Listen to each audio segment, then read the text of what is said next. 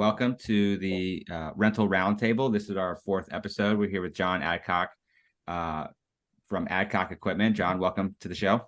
Thanks for having me, Kyle. So a couple housekeeping items. So for today, this is interactive. I've got some questions to ask John around some of what he's been accomplishing in the last 6 or 7 years. But throughout the time today, feel free to chat in any questions. I'll pause, make sure the audience can ask questions for John, and it should be pretty interactive. We usually get a decent amount of questions from the audience. So that's the number one rule. So with that, let's jump in. So John, love to hear, I know your background, but for the people who are on the call, just meeting you for the first time, take us back last 10 years, how you got into the equipment industry and how you started your company.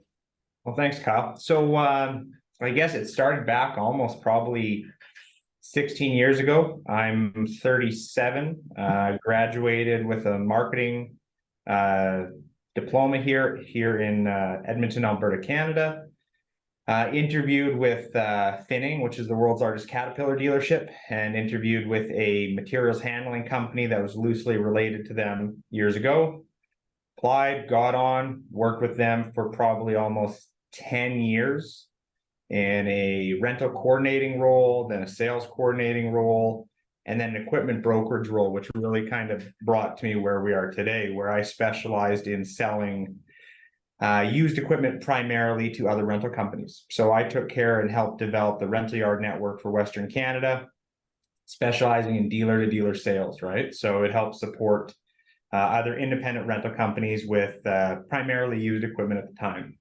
I read kind of the writing on the wall where, equipment was starting to tighten up, supply was starting to tighten up, replacements were coming available here, and I recognized an opportunity to break off on my own. So that kind of led to the entrepreneurial aspect. So I gave them notice on January 1st, 2018, and I started up Adcock Equipment, which actually had a different name at the time, on January 3rd. So I always kind of laugh when I came back to my home, where I remember going to the luggage carousel to grab my luggage, coming back, and my incorporation paperwork and my luggage hit at like the same time. I remember seeing my email and, all right, my company's here and it's legit. We're now starting a company off and running. So one of the reasons I left was I felt that consumers and rental yards at some level were getting a poor consumer experience, and I thought we could do it better.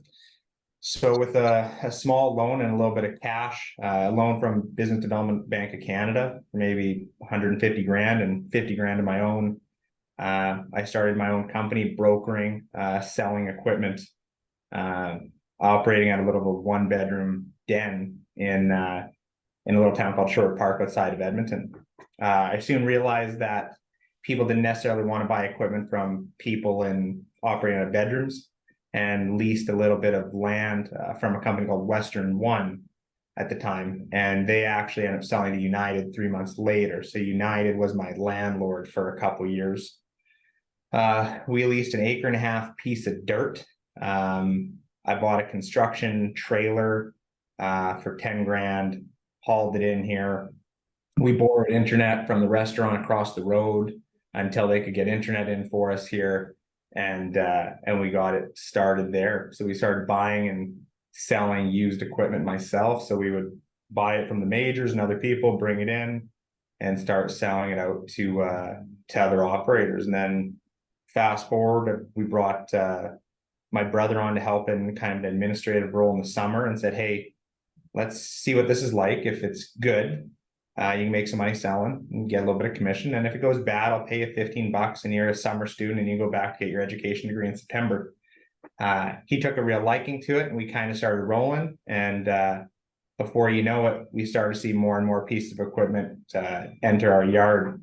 It was funny because at the time United, kind of thought we were just going to maybe curb a couple pieces of equipment. And then you started seeing us take in manufacturer trades for Genie and other yards. So it started to really snowball in that regard. My brother went back, did his last semester of school, had my other brother come on. So now it's me, my two brothers.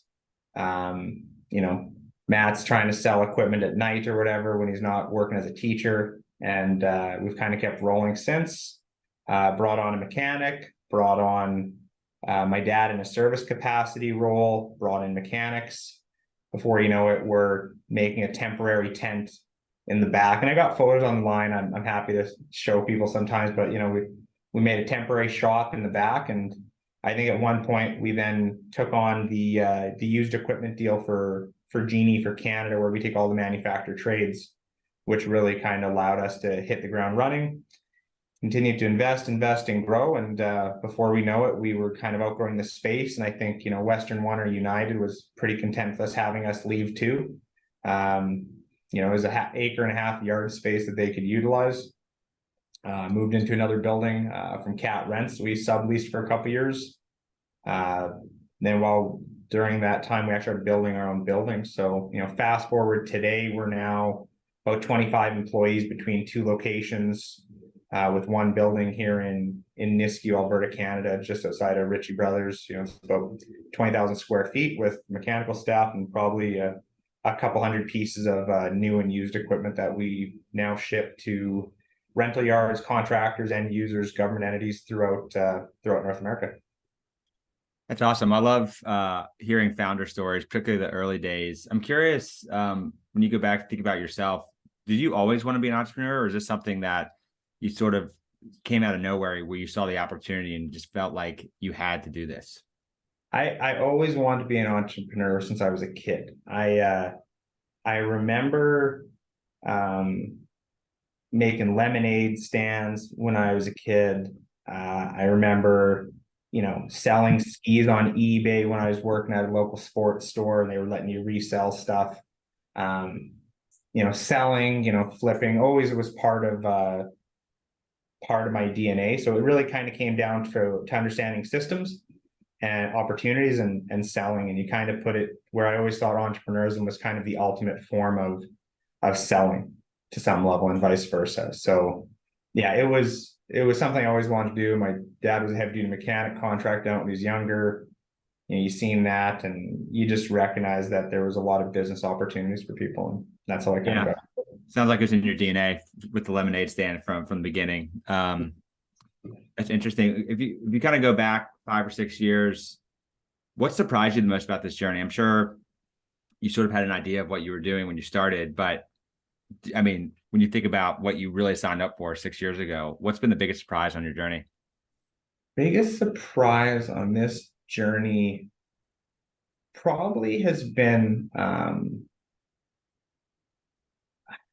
guess to some level, our businesses are kind of funny because they're not that proprietary. I buy something for less, I sell it for someone for more.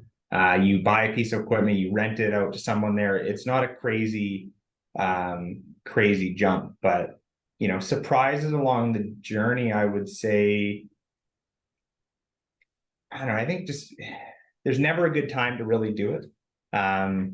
And then you continue to look on and you keep saying, if I was to start the company now, would it make sense? Would it start now? Would it make sense? And just over and over and over, you see a lot of people that are a lot less smarter with a lot less money, having a lot more success than others, largely just because they took the chance, right? You see it all the time. The guy that buys an F-350 and a skid steer and a trailer pretty much on a credit card at some crazy interest rate, and then you hear stories about him 5-10 years later having a huge trucking company and a landscaping company. And I think a lot of times it's just taking that initial risk, and I think after that, it can be pretty rewarding, right? Yeah. We could have a question here from the audience. What was your biggest mistake starting off? Which, probably not many mistakes. You're still standing, which is not always common with entrepreneurs 5-6 years in, but think about biggest mistakes, especially maybe that first year. Biggest mistakes first year. I know we've made mistakes. We've been fortunate because I think as you get bigger and bigger, as bad as it sounds, you can make more mistakes. I've always kind of said, you don't want to bet the whole farm. You can bet a couple cows, right? And that's why I've always kind of played with a level of safety where if you try to do too much, you can get in trouble. But when I look at, big mistakes, I really want to say something because I sound like a jerk. You've been perfect. I mean, a lot of if you follow Warren Buffett, he says biggest thing is don't be stupid, which sounds like you can make mistakes, but don't bet the farm so that you can't come back from that. There's one-way doors and two-way doors, right? Making decisions at one-way doors, you better be very sure you're right, because if you're not, it can be costly. It sounds like the decisions and choices you made were maybe two-way doors. That even if it was a mistake, the cost of being wrong was so low. They sometimes maybe were too conservative. That might be maybe one of my mistakes where, we had opportunities to buy a large amount of equipment that at the time would seem large, and you'd be spending most of your inventory on it. And then after you find out, it was the best equipment ever, and you would have made a home run. It's pretty easy to pick lottery ticket numbers after. So I would say to some level that might be is maybe sometimes being too conservative might be one of the bigger mistakes of the process, but I've just never really tried to, I've always just thought about like what you have to do to fight the next day. And try to not do too much. For example, we stayed fairly narrow for the largest amount of our time. We still remain fairly narrow, right? I remember probably one of the bigger mistakes when I worked as an equipment broker. I really specialize in boom lift, scissor lift, telehandlers. That's our business. We try to stay core to that. We try to be known for that. I don't do a whole lot in the dirt world. And I remember back in my earlier career, I bought 5 or 6 open cab Bobcat S160 skid steers at the Ritchie Brothers auction in Florida, because we had a buyer go down there and they were anxious to buy something. And I said, okay, well, rental yards need skid steers. These would be good. Some of them are Sunbelt green. Some of them are all open cab. They come up to Canada. They were total paperweights. It was being forced to do something because you thought it was right and not really evaluating. And then you find out after, rental yards, some of these guys like the Bobcat S175 because it has turbo, or you need an enclosed cab, or they don't want Sunbelt green. So, bad buys would probably be my biggest mistake, but you just need to have more good buys than bad buys is really, I guess, my thing.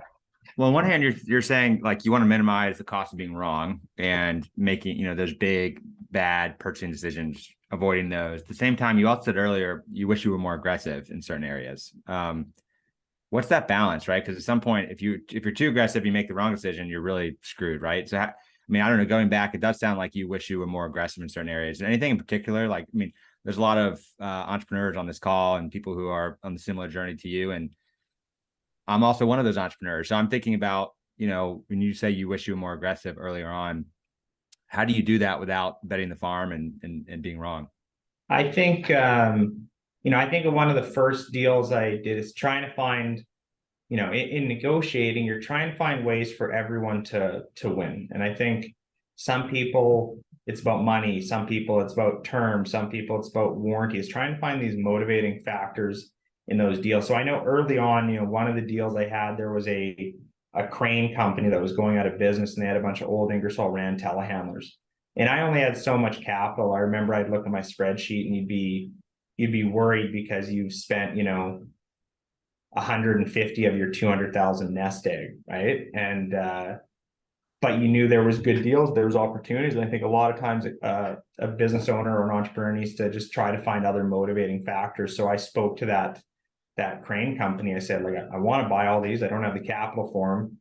Can you give me terms? Or if I put half of this down, put it on hold for me, right?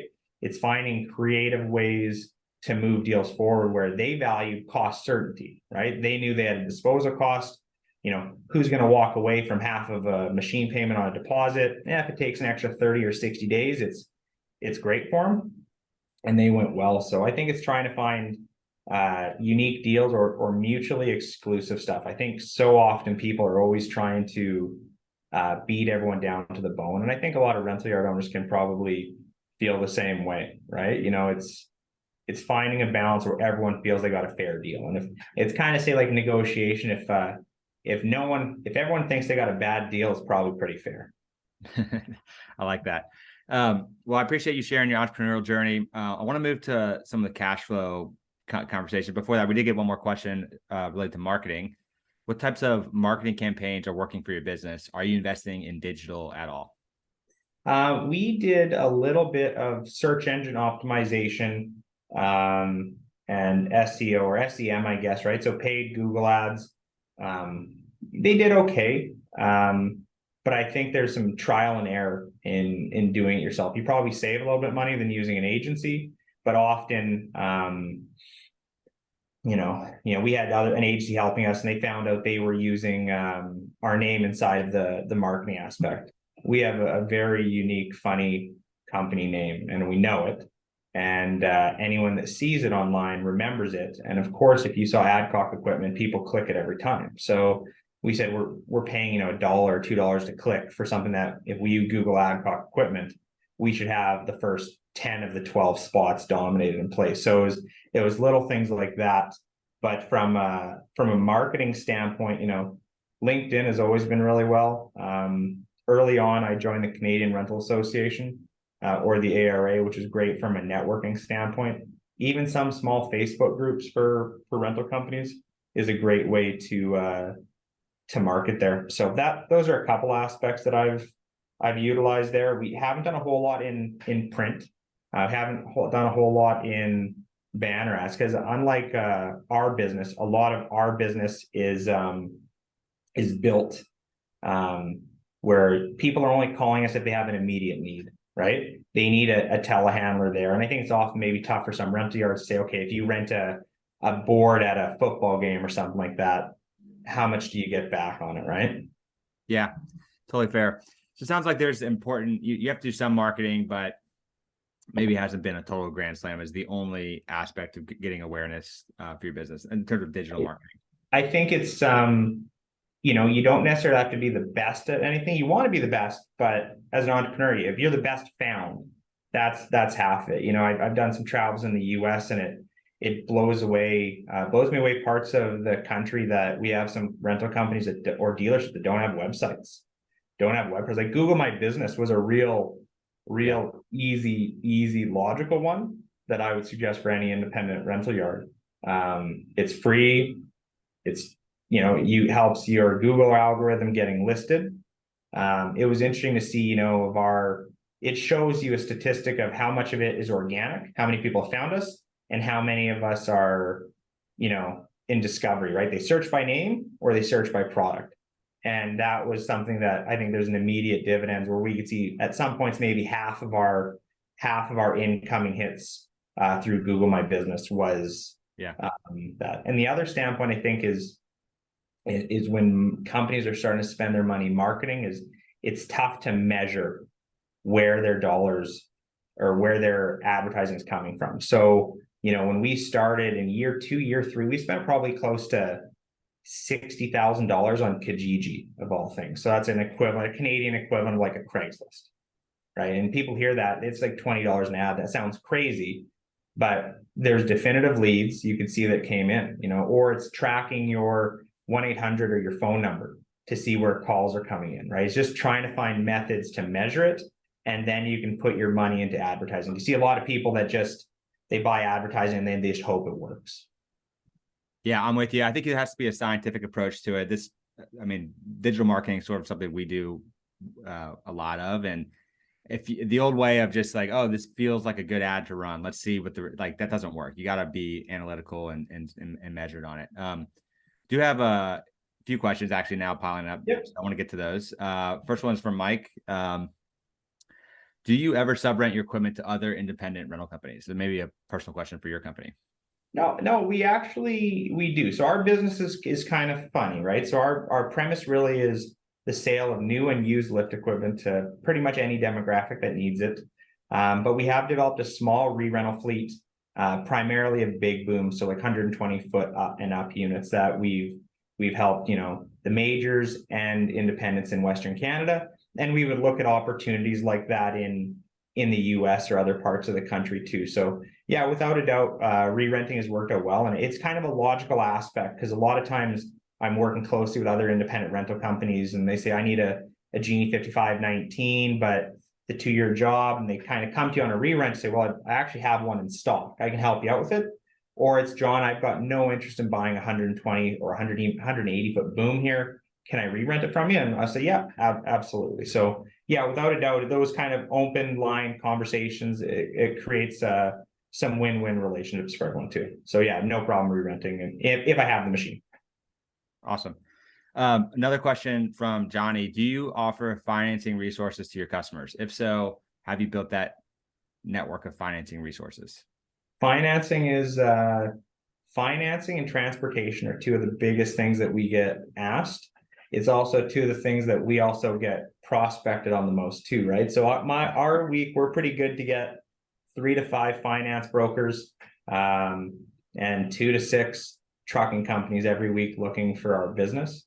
But yeah, developing a preferred finance partner makes a lot of sense, because in our world, most of the equipment, or I'd say probably 60% of the equipment we deal with is finance, and we're usually arranging it for the customer. So it's having someone that usually can utilize multiple lending lines. If someone wants to bring in their own lender, not a problem, but sometimes they bring in a bank and they don't necessarily understand the equipment process or the speed it takes to get stuff done.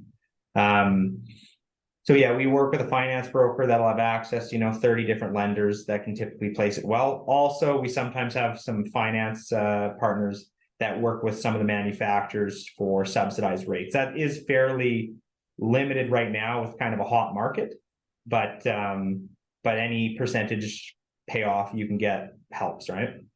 So I guess if I am a dealership or rental company, would you recommend getting a preferred financing resource, like your go-to partner that you could help customers with, or have you thought about that? Absolutely. You need to have someone that is going to take care of your customer in the same level that you're going to do, right? So, you don't want to send them off some random that's called you once here. You want them to know that they're going to get back to you. Because for me, a lot of times I don't want to know my customer's personal financial situation. I don't want to see that information. All I want to know is they're approved and they're good, and that's great. So for me, we kind of step out of that program, say, talk to our contact here. They will take care of you start to finish. All they do is, hey, John, they're approved. Okay, send the invoice and we're good. So yeah, having a contact that is going to take care of your customer in the same way, not lead them down the other roads, not try to take advantage of them with interest rates, and find the best deal possible. So without a doubt, having a preferred financer, a preferred freight broker, a preferred equipment provider, all of these things are going to prove to be beneficial in that type of relationship. And for you, it's like your customers come to you because they're trying to solve a problem. And if you can just be the one-stop shop, you may not offer the financing yourself, but you can hand it off, make the whole transaction easy. I imagine that's a part of this as well. And last question is, any advice on thinking about how you find that partner? Have you thought about the difference between a national player and a regional player? How have you personally gone about finding the right financing partner for your company? You know what? Honestly, if you have a heartbeat and a web presence, a lot of these finance brokers are going to find you fairly quickly. It's finding out, typically every finance broker's going to call you and say, I'm different. I've got access to different lenders. It's finding out how many lenders they have. Asking for referrals is such an easy part of the business. If you work with other independent rental companies or other people inside of your regions or markets, it's just simply asking, hey, do you work with anyone? Have they been good? Maybe they finance their own fleet. Maybe they finance customers' fleet. It's not that tough. And I think often even asking, OEM relationships, they might have a preferred lender or suggestion to use, but not that difficult with that regard. And the cool thing about finance is there's no real geographic restrictions, right? So if someone's in Minnesota, they will finance someone in California. You're not stuck having to deal with someone local, right? And it sounds like, though, asking peers and referrals, that's the best way. It doesn't hurt, right? If you have a little bit of web presence, people are going to start to find you. But it's more around filtering the noise, right? It's you like to vet some of these people out, right? I've got, freight brokers from Miami, Florida, emailing me every week that I've never talked to, right? Pretty far flight to Vancouver area. Yes, exactly. They don't even run lanes out here, right? So, it's those sort of little things that'll help you out. One more question from Brandon. A personal question. What made you decide to move away from earth moving after you worked for CAT? Was it in part because aerial lifts are less maintenance and wear and tear? Well, so the funny thing is I worked, so when it was actually the interview process, which was with the Caterpillar dealer. And the other interview I spoke with was the rental company slash forklift material handling company. And I ended up going with the forklift material handling company. I didn't necessarily, it would be interesting to look back as if I had went with the dirt company, would I be working with that dirt company today? Or would Adcock equipment be a used and new equipment dirt dealership instead of lift equipment? So it was somewhat by chance, I would say, that it's happened that way. But in comparative standpoint, the one thing you look at is the cost to enter this product category versus dirt is substantially cheaper outside of, say, compact equipment. And compact equipment is a whole nother beast that is super aggressive, super low, super finance based, and really a hyper competitive market, right? With lower margins in place, right? So aerial equipment kind of fell into my lap. It just seemed like it's a product category that everyone around us is trained to rent and not necessarily buy. So we kind of operate a little bit of a gray space. We're selling a product that that people typically rent, and that rental companies want to rent out as well too. So it kind of nice where I feel like we don't really infringe on people's businesses. We kind of stay narrow that way, right? Yeah. I want to move to our next topic around cash flow, best practices, financial management. As my dad always said, profit is theory, cash is reality. So you've taken the bootstrapped approach, talked to other people who have taken on investors. Maybe just start off with thinking about, as much as you feel comfortable sharing, how you think about cash flow management and just lessons generally you've learned from the last 6 years of bootstrapping your business. Well, when I started the company, you're usually approached by a lot of other people in industry that have some money. You look at rental yard owners are some of the smartest and opportunistic people you deal with, right? If you can find something that you can buy and rent to someone for the rest of their lives and make money, they buy it immediately.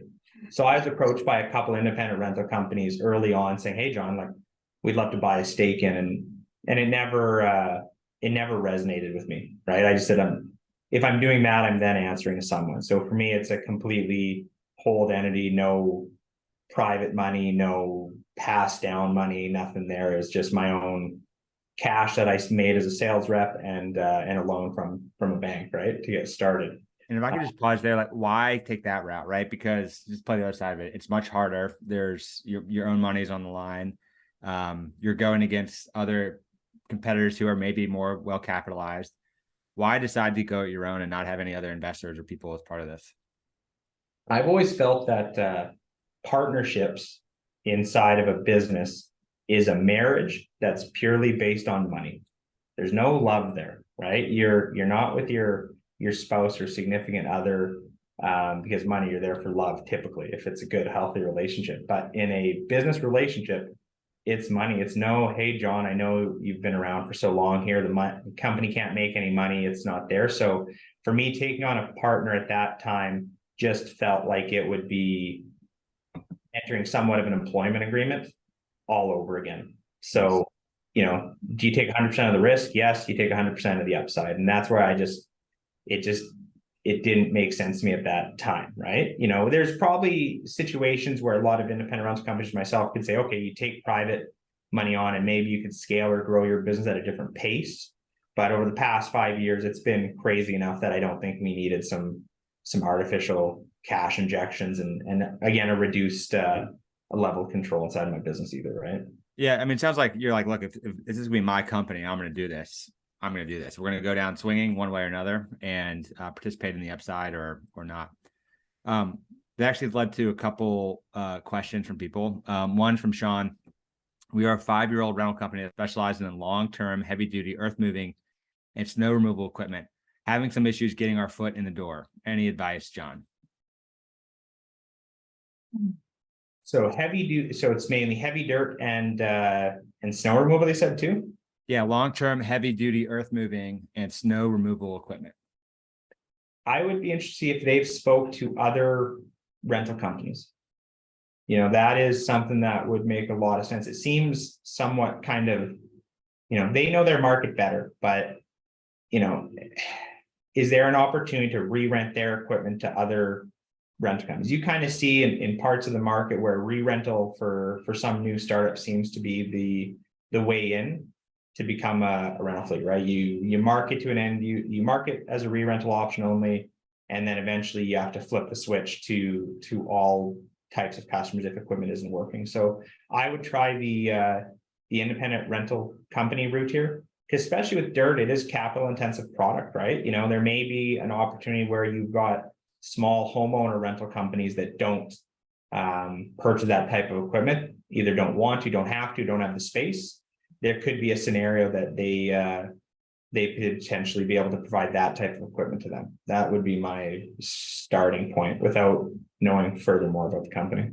Just to restate, sounds like building relationships with local rental companies and re-renting to them as your way to sort of get more traction in the market. Is that right? It gets it in, and it's going to give you an idea of what's happening in the market. If your equipment's not getting called on and you see everyone else's yards full of this product there, you may need to pivot, or you may need to expand too, right? You look at expansion as another one with a lot of independent rental companies, where your most expensive, depending on the region you're operating in, but if you're operating in an area where your equipment is your most expensive stuff, it's out of payroll, it's out of rent, to do a second location or have a mobile location, or maybe invest a little bit more in transportation to keep equipment busy, all of those might be factors that increase your utilization rate too. Yeah. And another similar question from Nicholas here is around what ways can we boost marketing? I guess if I had to restate that, is really like, how do I boost growth? And I don't want to necessarily say it has to be marketing. I'm curious if, we've talked about marketing briefly.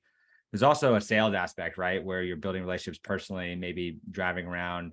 So the question is around boosting marketing. If I had to restate it, just around boosting growth, getting started, growing your business when you're a smaller company. Sales people are an interesting. We talk about marketing, that's hoping that someone can go out and find you. If you can't be found, you can't do anything, right? So it's website, it's Facebook, it's Instagram, it's Google My Business, just to have a presence. But I think salespeople is maybe sometimes a underrated part of growth for an independent rental company. You look at United, Herc, Sunbelt, they've got thousands of sales reps, right? You look at a sales rep who is primarily probably a lower salary and a decent commission rate there. A sales rep that doesn't rent any equipment is a cheap employee. A sales rep who rents a bunch of equipment is an expensive employee, but far cheaper than having all of your equipment sitting in the yard. So I would look at in some of those markets or areas what a typical salesman or rental rep is maybe being paid. And it might seem a little over the top, but if you have enough fleet to keep busy, it might be a logical move to look at an outside or an inside salesperson that can be calling on people to develop the business too. That's right. Yeah, I guess, like you said, you only pay salespeople generally if they're performing, right? So if it's not working, it's not a huge investment. Yes. If you go back to 2018, your first 10 customers, how did you find those? First 10 customers joined the Canadian Rental Association. That was the starting standpoint. When I had left, I had some customers reach out to me via Facebook, right? Just wondering what happened, right? Because when I left, I was gone, right? I wasn't gonna take anything with me or do anything in that regard. But if people like dealing with you, when you leave a company that's big, you're going to find out really quickly if people like dealing with you or like dealing with the company that you worked for. And I think that was a big part of it, but it was email marketing. I've always been a big proponent of that. So it's developing email lists through, a constant contact or whatever you use, for 15 or 20 bucks to manage and build an email list of people. It's very quick and easy. It's LinkedIn. It can be very self-serving, but very easy for people to find you. If they can't find you, there's no point. So those would be the two things that off. And then, like the third one is just hop in your vehicle and start driving your customer base, right? Independent rental companies that I hadn't done business with before, you drive out to them and it's not a crazy conversation because you're trying to provide some value to them. So those would be the three things that kind of got the wheels in motion. Yeah. Well, you've got a marketing background, obviously, so I think you've been able to leverage that pretty well. Yep. I want to move to this third topic here we haven't talked about, which is around equipment and really around lately overcoming equipment shortages with surging demand. So maybe if you can want to talk about purchasing trends you've seen to start off with, if you want to like how you view the market in the last year as a way to set the stage of what you're seeing in the equipment market. Yeah, I guess every independent renter has probably felt the pain over the past couple of years when it came to procuring equipment, right? You know, when COVID hit, it was, you know, your first thought as a business owner was, how do I keep the lights on? What am I going to do, right? When that hit, we had just moved into a $20,000 a month lease. It was our first big fancy building from the piece of dirt lot, and you just think there's not enough people to cut, there's not enough cost to cut, there's not enough anything to kind of do it, right? So that was one of the standpoints there, right? But you kind of lost me there. What was that? It was around just the equipment purchasing. I mean, there's been a shortage of equipment. I'm curious how you've navigated that and any lessons you've learned. And yeah, sorry about that. So yeah, the equipment shortage aspect there, we kind of were all caught with our pants around our legs when COVID hit, right? No one had equipment, and we stayed pretty constant in purchasing and procuring equipment from all of our big 5 or 6 manufacturers. And I think that's been a theme that is continuing to evolve over the past year, where it does look like some product categories are starting to loosen up. So I would think, trailers, for example, fairly simple components, just a bit of steel, some brakes, that product is starting to loosen up. And then you now see with, aerial equipment manufacturers, a lot of telehandlers are still a year plus out. But you look at the complexities behind that equipment where they're working with multiple supply chains. If you're waiting on a Cummins engine or a Dana axle, I don't know how often over the past year we've been waiting on manufacturers to complete some of this more complex equipment because they're waiting on one single component to complete the machine, right? You can go to some of these factories and they'll have a yard in the corner where it's the stuff that's not done yet.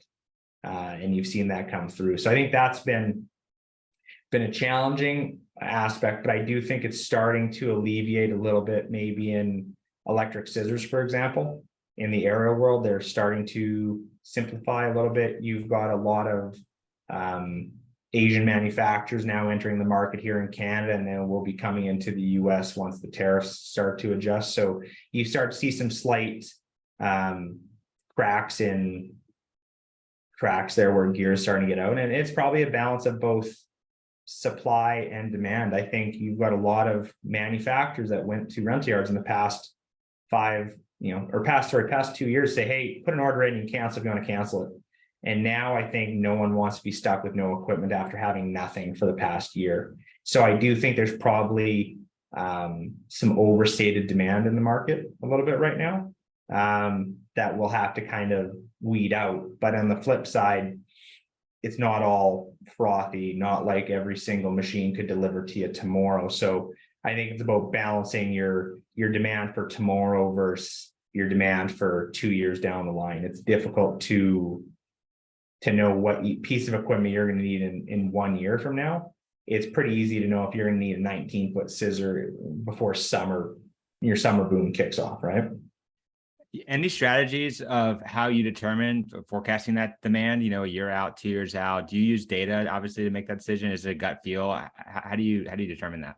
There's a gut feel. There's developing relationships with other manufacturers, with other manufacturing reps, with other dealerships. And you can kind of chart what happens inside of some of these industries just by driving by your auto dealership, right? When COVID hit, I got a chuckle because you drive by the Ford dealership and they had spaced their vehicles out so far that the doors couldn't hit each other if they opened each door. And you could see some of that. And you see that right now where you see like maybe Dodge dealerships where they seem like they have a lot of inventory, and you look at Toyota where they've got nothing, right? it's each manufacturer is playing it a little bit differently. And you can kind of watch and see as everything kind of comes back to some level of normal with these interest rate increases, it would be logical that we would see similarities in the lift equipment world, right? There's a lot more F-150s sold than there are 19-foot scissors in Western Canada currently. Yeah. Well, I sort of like that, like just sort of measure the distance between cars on car lots to see where the economy is. Yeah. Another question from Sean. John, curious to hear your approach on listing prices on your website or not. Seems like the opposite of what the consumer likes to see. Yeah, I think that's two factors there. So we've got a couple complexities inside of our market. We've got Canadian dollar and US dollar implications. We have a lot of customers that buy in the US, and the US dollar is about 31% stronger than the Canadian dollar. So the numbers are a little bit different. Often you've got freight expenses in here. So there's a couple factors there. You're right. You're probably right in that regard that the consumer would like to see the price upfront, but in the same standpoint, from a sales standpoint, you want to be able to talk to the consumer as well too, and get a better sense of what their needs are, right? You know, if I put a telehandler out and I say it's $190,000, as opposed to having someone on the phone and have the conversation and explain it's 190, that this manufacturer cannot deliver anything for the next year and a half here. I do have, you know, financing available. It lets you have a more constructive conversation with the customer where you might not have it. And you also have the implication of listing new equipment. There are some manufacturers that have rules or restrictions on listing their prices new, where often, you know, you look at our website, you know, most of our used prices are listed. It's very much a more consumer aspect there too. So those would be the two reasons or rationale between listing price or not listing price. It sounds like, just to make sure I understand, you guys have taken a nuanced approach where maybe used equipment you will list price, but new equipment may not. Yeah, used equipment is such a commoditized aspect where, you know, if you look for a new Genie Z30, a used Genie Z34, you can find 25 of them online really easily, right? Where you look at a new piece of equipment, there might be only one or two. You might have to ship that unit across the country. Yeah. And there may be some restrictions what the manufacturer wants posted or not to, that you're trying to not, you know, create a race to the bottom scenario, right? Which I think, you know, most rental yards would probably agree with too, right? You know, agree with that. Go to the bottom, right? Do you ever get feedback from customers, positive or negative? Like, hey, I love that you've got your price online versus, hey, why don't you have your price online? I'm curious, do you ever hear from customers on this? Not really. You know, you'll get some kind of guy from middle of nowhere, you know, maybe you get a little annoyed one time when a price isn't listed. But truth is, if you're a serious buyer that's looking for a piece of equipment, you know, you're probably going to call or you're going to email, and it really takes is, hey, what's the price of this, right? It's not like it's a hidden away thing, but it's having that conversation in a more private setting that allows you to really get a sense of what your customers' needs are. If you only need price, then, you know, there's enough of these that you can find price listed somewhere. Yeah. Two more questions. We got about 15 minutes left, John, by the way, but I think your marketing background is interesting to people. We got another marketing question for you. When doing your email marketing, do you use cold emails or direct marketing campaigns where you show up as a sponsored ad? Which have you found to be more effective? So cold emails or more of the paid, I would say Google advertising. What's been more effective for you guys? So between email and which, sorry? Direct marketing campaigns where you show up as a sponsored ad. I think it's a joint approach of cold calling, talking to people, and then getting them inputted into your email list after. That was the net benefit, right? You know, I think you and I probably both wake up to 3, 4, 5 cold emails a day from some weird Gmail. I wish it was only 3, 4, 5 sometimes. Yeah, if I said 20, it might not be as relatable to you. So I want to give you a low bar. Yeah. But yeah, you've got these scenarios where these cold emails, you don't know anyone from a hole in the ground. I think you know, a combination of, you know, I think the phone is kind of not getting as much love as it probably should, but talking to someone there, them understanding that, okay, this guy from Canada has called this guy in Nevada, and he's asked if it's okay to put this email on a list moving forward. Okay, now there's some semblance of communication there, right? You've got immediate, you got a higher level of credibility. So I would go with an email with a call approach. Yeah. So it's a combination. It's multi-touch, right? You're emailing, you're calling. I mean, it'd be great if you can run retargeting ads too on Facebook and Instagram. So now they're seeing you everywhere type of thing, right? It's not just one approach. It's a multi-touch approach. That's been most effective for you. Yeah, there's a familiarity to it, right? That you want to do that. And I think one of the things is trying to dominate landscape, right? You know, to have multiple different, there's some marketing platforms that we're not crazy about that we're on, just for that couple people that see it. Or if it gets, Google's a pretty crazy website. So whatever chance you can do to dominate that landscape or space, I kind of think of it as every space that you take up inside of search or online is one less space for your customer. And I think you're often competing with being found. You're not really competing with other competitors to some level. Interesting. Yeah. So it's more like you're trying to get mind share, trying to get in front of people. Once you're in front of people, you have a close rate of whatever percent and it's strong. But the biggest challenge for you guys is top of funnel awareness. And you're taking multiple approaches to do that. So marketing, cold calls, Google ads. Yeah, like we do driving around everything. CRA show. It's amazing how often you're walking around at ARA or CRA and you bump into a name or a face you recognize, right? That's pretty much how we've met multiple times, right? Yeah, we've seen each other, Canadian rental show, American rental show, and it's a small world sometimes. And then I get the Quipli ad on Instagram and on Facebook and wherever else, and now I'm here.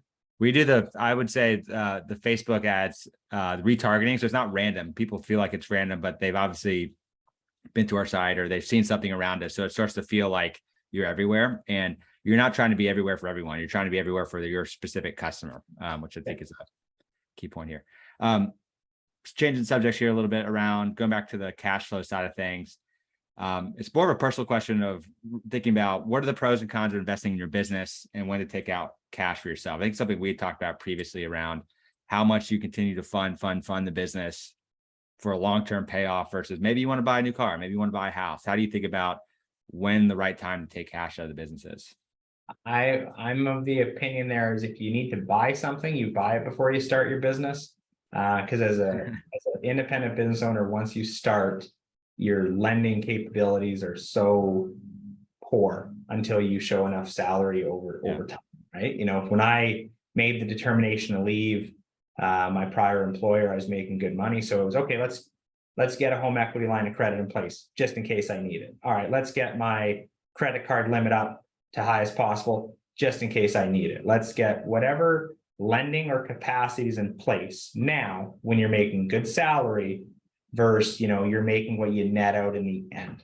So that was a big part for me. But yeah, it's a balance of reinvesting your capital. Like, you sell, X millions of dollars equipment, and there's the mentality and thought process that people see like, oh, wow, you must be swimming in it. It's like, no, I just buy more orange, blue, and gray things. And I think a lot of rental yard owners can probably feel the same way. And I think a lot of people that have bought rental yards see, oh, wow, look at this business cash for all this stuff.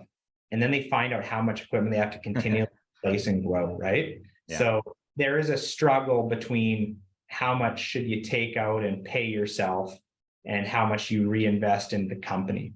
And I think it's a fairly personal question for people what they decide. There are some days I say I should take out way more. If this goes to zero someday, I'm going to feel really stupid that I didn't pay myself that well during it. But the same standpoint, you look at right now in this interest rate climate, to take out additional loans, if you don't have to take out additional loans at 7, 8, 9% or more, that's a pretty good rate of return. Just leave your money inside the company and take it out when you need it, not necessarily because you want to. Yeah, it reminds me of I mentioned Warren Buffett earlier, but the Snowball book, his biography, where he was constantly just the idea of a snowball, something small and it compounds over time. Sort of what you're getting at is you probably could take money out now, but you're building something much bigger, and you have to stay patient to do that. I'm interested. How do you stay patient doing that? Right. I'm sure it's tempting. Maybe you sell the business. Maybe you go buy a lake house, something, right? What drives you to keep plowing more money into the business, knowing that there very well could be a big payoff one day, but there may not be. There's a lot of, black swan events that could happen. How do you just personally get through that? Making me nervous now. Yeah, I don't know. I knocked on wood when I said that, so you're Part good. of it, I look at it is where a person's at in the game and age wise, right? There are some independent rental yard owners that are relatively young, and there's some independents that are relatively old. And I think both people are going to have a different perspective, right? If you're 50, 55, 60, 70 plus, and United or someone wants to hand you a big bag of cash, see you later. Cash. Take it and run, right? Business is harder than ever. Interest rates are higher. Employees are tougher. Everything's more expensive. Equipment's more expensive. On the flip side, if you're 25, 30, 35, 37, you can maybe sell out one day, but you got a lot of life left to live, right? And you want to have some level of purpose. And I think there's also a feeling of, that we're supporting, 25, 26 other jobs here as well too. And contributing to the economy. And truth be told is, if you're really an entrepreneur and you get rid of your baby, how long do you give it till you just try to have another baby? Like, it's just, what else are you gonna do? I was talking with a contact of ours that sold to Sunbelt recently, and he's a serial entrepreneur and he's got a stack of cash.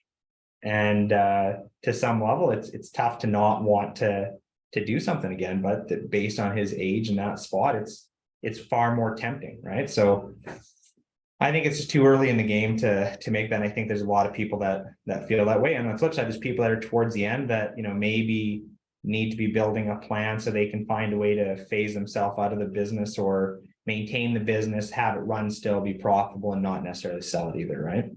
Yeah, I think succession planning is important. Less important if you're 30, 38, right? But the older you get, that's important. And I think you're right. Like, I've known people who've sold their business and you sort of get depressed because they're like, they realize how much purpose they found in it, because although there was a pot of gold at the end of the journey, they had purpose in showing up every day, creating jobs for people, solving a real need in the world. That's hard to replace by just playing a lot of golf. And some people, that's what's right for them. But if you're a real entrepreneur, I feel like you sort of got to get back in the game. And I agree. You sort of have one baby, and if you get rid of it, you probably just have another one. That's how it goes. Yeah. I want to get to the last topic here, which we haven't talked about, is working with friends and family. You have family in the business, some friends. I'm just interested, pros and cons. I know we've talked about this before. It's not necessarily a silver bullet that you definitely need to have family in the business or definitely not need to. Some people are forced to for different reasons. How have you thought about that? Well, I think when you start up, when you start a company, it is tougher to hire people outside of your family or outside of your friend group, because, you say, I'm going to start a company. We got some little dingy trailer beside United Rentals, and you say, hey, quit your job. You've got kids, you've got a wife that you need to explain why you're going to go work with John in this trailer. And I think that's a tough standpoint for a lot of people. So, your family or your friends often have a better sense of your character, your judgment, your financial status, everything. They've got a better idea of how you operate as a person. I think that's what working with family gives you a potential higher level of success to some level, because the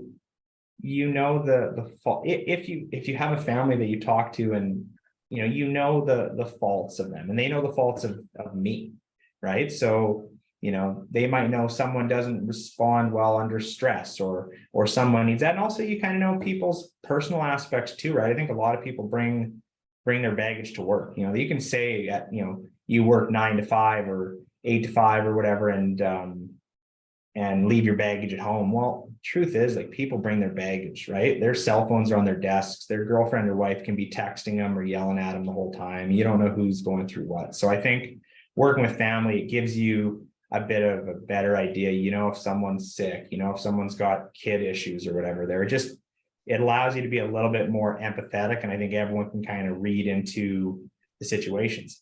The other standpoint is it does create for a fairly concise line of communication, right? There are times that I don't want to hear something from my brothers, and they tell it to me, And they can say it where maybe a standard employee wouldn't be comfortable having that conversation. So you can appreciate that. You can have hard conversations, and 15, 20 minutes later, you can be cooler, you can be calm. It's not, these people that work and they're all employees, and Susie hates Brad and Tina hates Steve in the accounting department, right? It's just things like that where, there's the devil and the devil you don't. And your family devils, pretty good usually. Yeah. Yeah. There's everyone's got their challenges, right? With family and friends, you sort of know that what you're getting into. Yes. I know you previously mentioned, roughly 20% of your company is family or close friends. You felt like that was the right number. Is that something that you would still say now? Is that something you think about other people and are trying to think about how much is too much family? 100% of the company, too much, it may be too much, but have you found 20% to be the right number for you? Yeah, I think I'm out of brothers. I'm out of dads. We're there, right? You've got your amount of people you need. It's funny because it can make for funny conversations or whatever. And, you sometimes have to do your best to not talk about work at the dinner table when, 70% of the dinner table is there. But the other funny part about it is usually the 30% that's not at the dinner table is the spouse of the person that works here. And they've got their own opinions on how things should go or work, right? So my mom's got tons of ideas or suggestions. She's not employed here, but, me and my dad just kind of look at each other like, okay, Mom, thanks for that. So yeah. But yeah, I think 20 is probably good. You need a healthy level of back and forth, right? You need everyone. Yeah. Well, John, we're just about out of time here. We left your email and website and LinkedIn in the chat for anyone who wants to reach out to John for any other questions. It's one final closing question for you, John.